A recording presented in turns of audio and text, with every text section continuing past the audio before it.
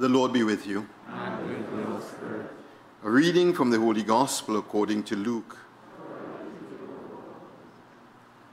Jesus said to his disciples, I have come to bring fire on the earth, and how I wish it were blazing already. There is a baptism I must still receive, and how great is my distress until it is over. Do not suppose that I am here to bring peace on earth. No, I tell you, but rather division. For from now on a household of 5 will be divided, 3 against 2 and 2 against 3. A father divided against his son, a son against a father, mother against daughter, daughter against mother, mother-in-law against daughter-in-law, and daughter-in-law against mother-in-law. The Gospel of the Lord.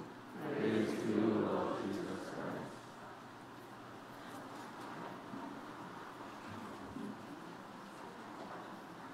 A difficult text? Huh? So you know what you had to do? Huh? But just don't buckle up to them. Make sure the airbags could be deployed if necessary. Yeah? Just if necessary, make sure we have the airbags on a standby. This is a really tough text. But it's in a context of Jesus speaking about the last things. It's in a context of Jesus making his way towards Jerusalem. It's in a context of Jesus having gone through the experience of table. It's in a context. And what he's saying here today is really one of the stages in the spiritual life. You know, in the first stage, when we meet Jesus, we're real happy, and honeymoon time, things sweet, everything really hunky-dory, and we love it. We just love it too bad. Correct? And then you go through the difficult stage where you start to see your own weaknesses and the drudgery of the commitment and the sticking to it through thick and thin, and then family comes and commitment comes and everything comes, and it seems as if there's a lot of work to keep the journey going. And if you do keep that work up and keep plowing through that work day in, day out, another stage comes where, you know, you are so immersed into him that you see now no longer your struggles or what your commitments are or how difficult this or that is. You start to see clearer and clearer his call. And as you see his call clearer and clearer, there is an agitation in the spirit. There is a longing for its fulfillment. There is a desire for it to come into being. And that third stage is what some will call the baptism into the Father, where you are baptized. And baptismo is a complete immersion. It's a complete immersion into the Father and to the Father's will. And in this stage of the journey, there is a restlessness to get on with what has to be done. A restlessness to do the things that God is asking. And this restlessness is not because you think somehow it's nice and wonderful and hunky-dory. It's because you see how difficult it is. And because you see how impossible the task before you is. And in that impossible task, there is something that is churning, that is sending you forward. Our first reading today from Jeremiah. You know, he's a reluctant prophet. Huh? So often Jeremiah says, woe is me, my mother, and the womb that bore me, and that there were 2 knees to receive me. I wish I had just died in the womb. But Jeremiah is also the prophet that says, there is a fire blazing in my belly, and the likes of it I cannot put out. I want to be silent, but I hear myself howling and screaming in the city because there is a word that God has given to me, and I cannot suppress it. And that's what Jesus is speaking to. And that's why we have the prophet Jeremiah. Jeremiah understood fully the consequences of his delivering his word. And in our text here today, they put him down into a pit, into an old well where he was sinking in the mire and coming to death because no food and sinking, and his life was coming to an end. But he knew the consequences, but still he embraced the word and the will of God because that was more important to him than everything else. That's what Jesus is saying. I've come to bring fire on this earth, and how I wish it were ablaze already. You know, it's a wonderful stage and a difficult stage also in the journey. But you know, as a nation, we have to either go into this stage, or as a nation, we will not recognize ourselves in 5, 10, 15 years' time. We just will not recognize ourselves.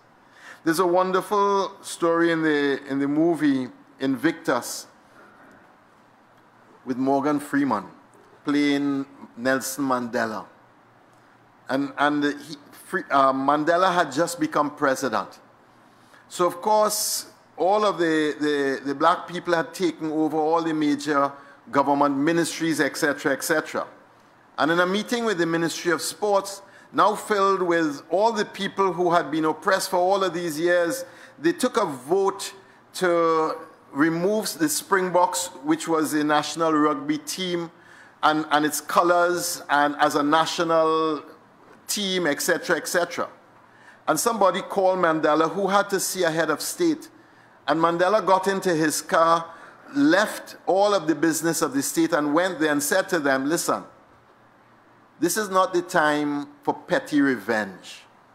I know what they did us, and I paid the highest price for it. But this is not the time for petty revenge. This is the time where we have to start building a nation. We can't continue the petty revenge and the cycle of violence that we have lived through all of these years. We just can't do this. This is the time to build a nation. They had voted unanimously to strike down the rugby team, to take its name, its colors, and everything. And Mandela said, you elected me to lead, now I have to lead you. I know you voted unanimously on this. I know that. But I'm telling you, you're wrong. And I want you to revote. And I want a different result. Because if we don't do this and we start taking away what is most precious to them, the cycle of violence will never end, and we'll never be able to build a nation. He won by a very slim margin. Very, very slim. But the Springboks went on to win the World Cup that year. And that united South Africa. There are times, brothers and sisters, when we have to see what is before us, and we have to be willing to do what God is asking, no matter what the consequences are. And even if those who are closest to us are not in favor of what we see, if we see it and we feel it, we have to move and do it. You know, every time I speak about the ideology, the gender ideology, my communication team gets real anxious with me. Real anxious. And it's not that I don't see the anxiety. I understand the anxiety. Last year, when I did a Shepherd's Corner and a back page of the Catholic News, one of the educational institutes had a petition of 4,000 people saying that I was a hater. So it's not that I don't see it. I see the nervousness, and I understand the consequences. But should that stop us doing what we're supposed to do? Should it stop us? When your child leaves home in an outfit that shouldn't pass the bathroom door, for Pete's sake, you keep quiet, ain't? Talk to me now. For Pete's sake, you know, I want to meet Pete, you know. You know much thing done for Pete's sake? Eh? I have to meet Pete because for his sake, how much foolishness is going on in this country and in the families. And you know, if you say something about that outfit, you know that the division that Jesus talking about here in the family, you know it live and direct. Correct? Yeah. Correct? Yeah. So the last time you say something, the bacchanal take you 3 months to resolve. So this time you sit down and you say to yourself, boy, for Pete's sake, let me shut my mouth. And that's how we get to the slippery slope that we have been on for the last years as a world and as a nation. For Pete's sake, whoever Pete is. Brothers and sisters, there is a tsunami. And it ain't coming, you know. It's here already. The water has already receded.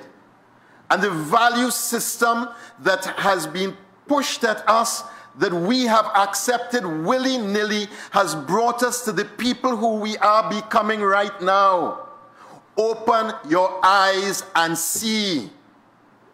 There's a tsunami of values that have completely opposite to everything that the kingdom of God stands for.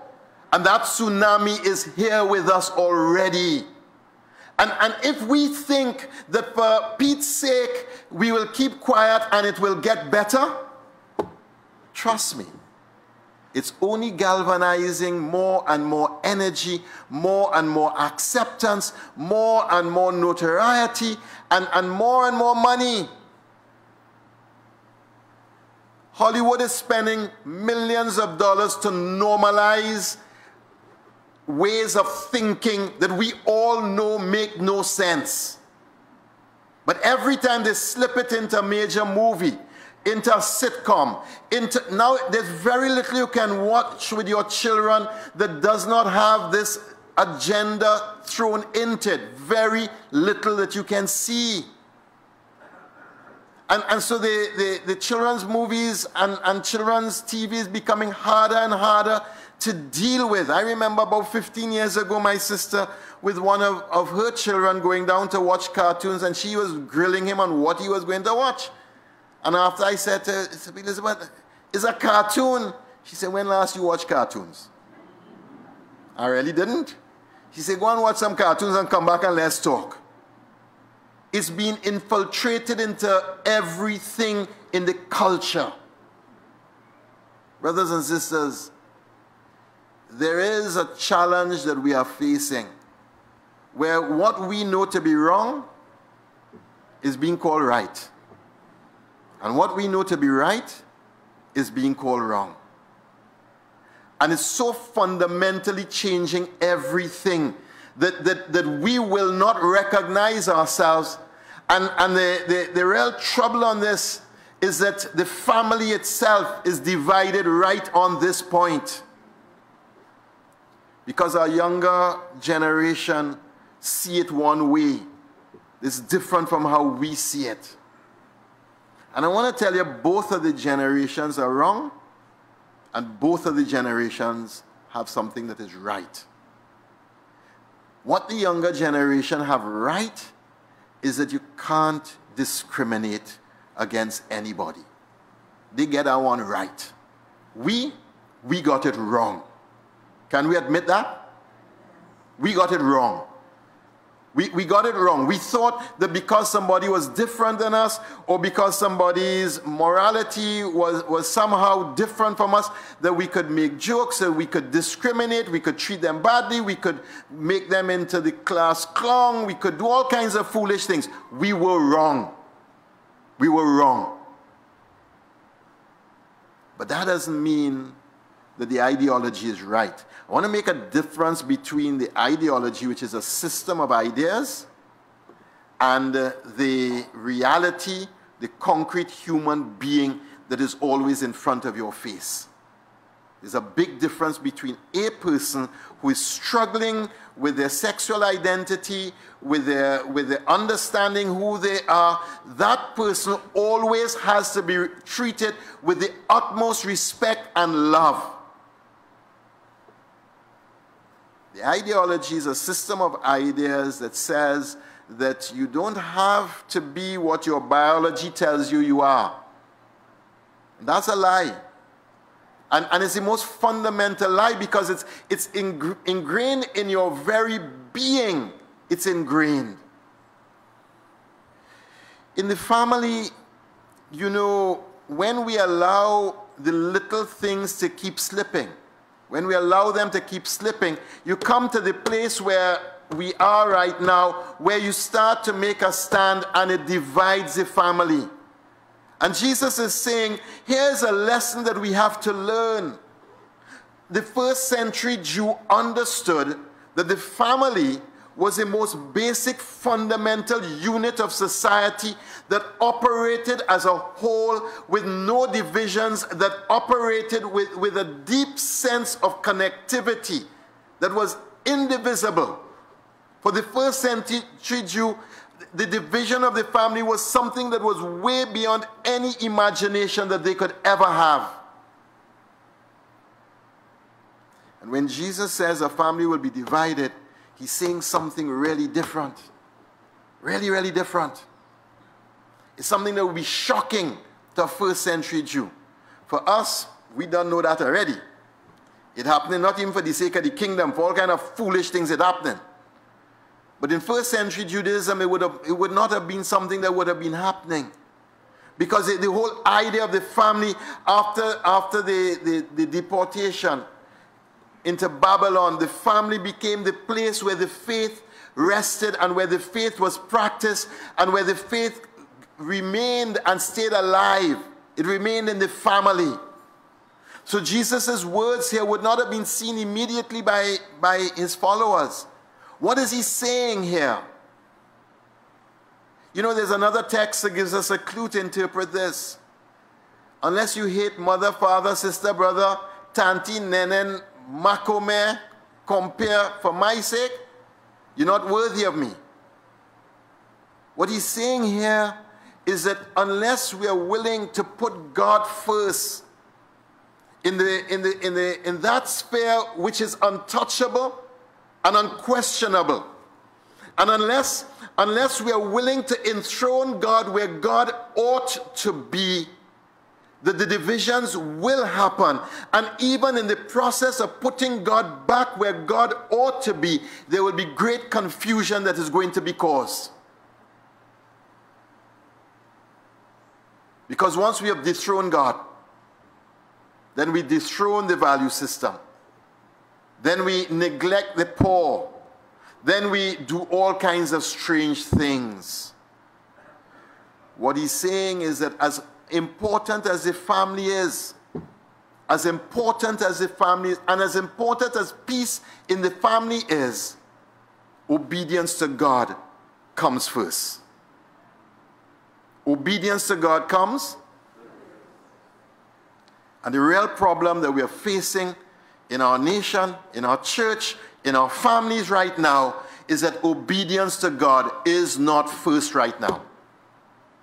My desires are first. What I want, how I feel, how it gonna look, what I want to get, all of that gone first. And once you put anything else but God first, we have a recipe for disaster. There's a tsunami that is here.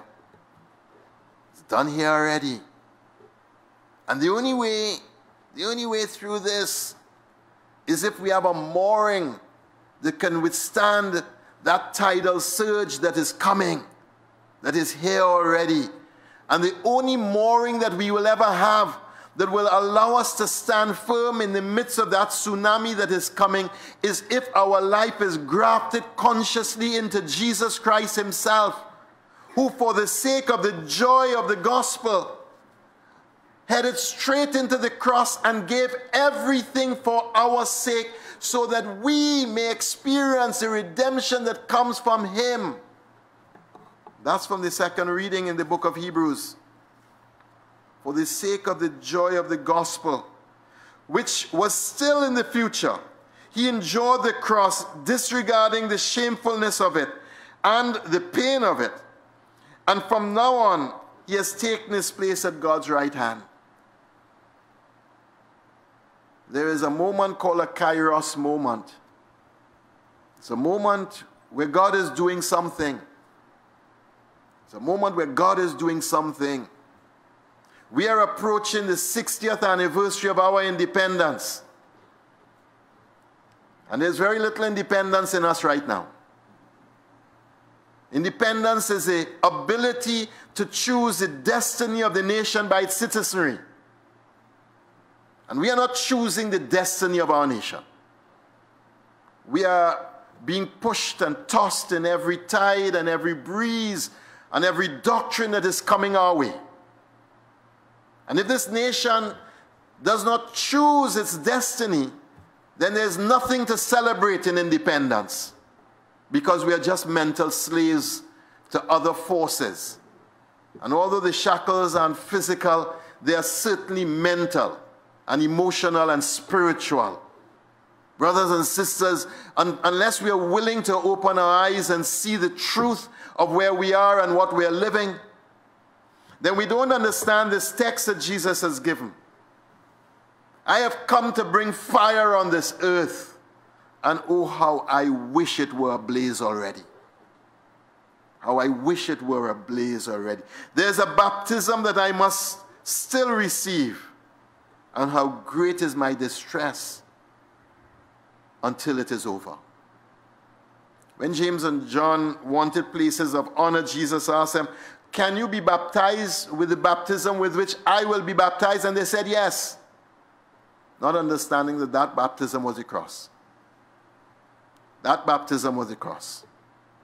And for the joy of God's gospel, Jesus went steadily to the cross. On his way to Jerusalem, he set his eyes like flint.